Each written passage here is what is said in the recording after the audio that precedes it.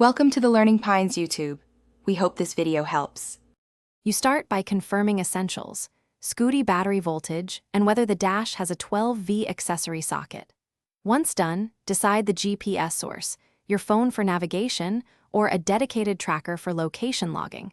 Both have different wiring needs. Make the first physical connection now. Mount the phone or locate a discrete tracker position under the seat near the battery. You must disconnect negative terminal briefly for safe wiring. Then run power leads and ground, keeping wires tied away from moving parts. Once the hardware is secured, proceed to configuration.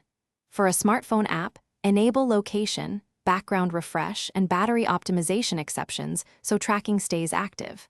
For a dedicated tracker, wire to constant or switched power per its manual, add an inline one to a fuse, and configure APN and server details through SMS or web. Make sure you set correct time zone and reporting interval. Shorter intervals improve accuracy, but use more data and battery.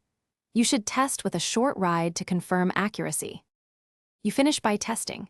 Take a 5-10 minute route and watch the live position. Verify heading and stop points look correct.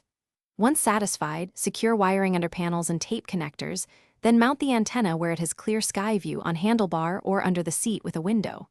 If tracking fails, check simplest things first: low battery, blown fuse, loose ground, or obstructed antenna.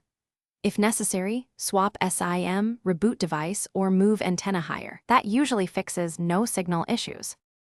Thanks for watching. Consider subscribing if we helped you.